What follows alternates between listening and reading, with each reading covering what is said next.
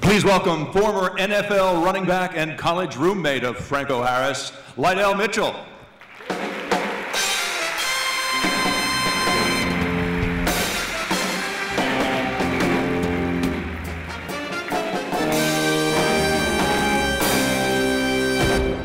Thank you very much. It's truly an honor for me to be able to present the next inductee.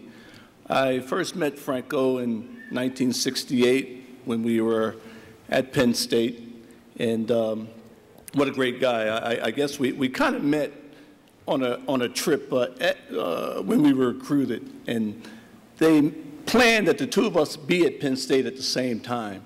The story goes that Joe Paterno was flying over South Jersey, and you guys know it's not too big up over South Jersey. And Joe said, if I can get two guys down there, Franco Harris and Lydell Mitchell, we're going to have a good team. So they planned that the two of us be at Penn State at the same time, and we went out that evening and shot pool and had some fun, and we ended up obviously going to Penn State together. You know, we saw a lot of his accomplishments up here, and I just wanted to mention them again. After Penn State and getting drafted in the first round by the Steelers, I went to the Baltimore Colts, and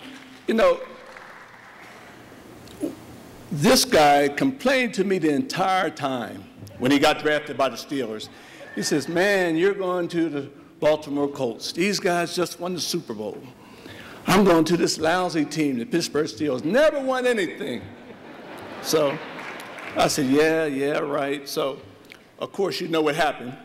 These guys go along. When Frank was there, they won 4 Super Bowls. And I think my first year with the Colts, we were 5-9, and then we were 4-10, and then we were 1-13. So I started calling him crying.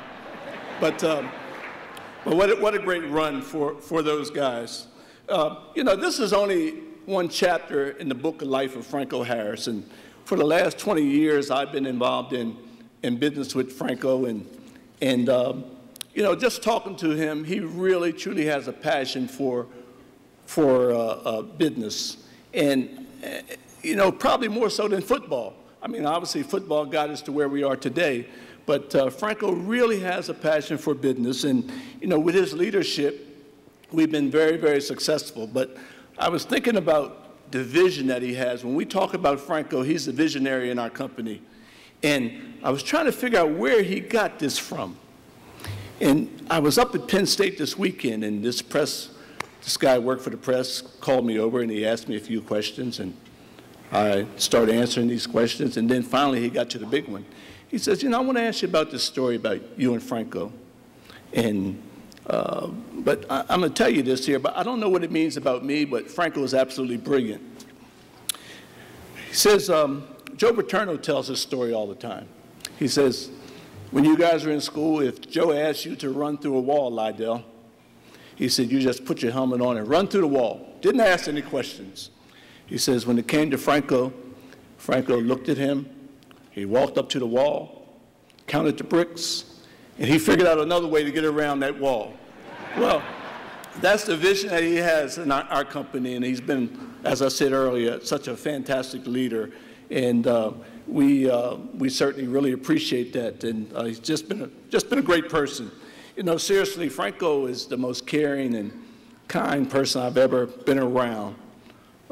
He has worked tirelessly for a lot of groups. He's raised money for the Wounded Warriors.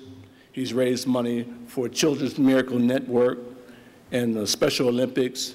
Just a great human being. And I'm so happy I can call him my friend. And he certainly is deserving of this award. And I'm just so happy that I could play a small part in it. Ladies and gentlemen, I just want you to help me present this to Franco from Mount Holly, New Jersey, inducted into the National Football League Hall of Fame in 1990, Franco Harris.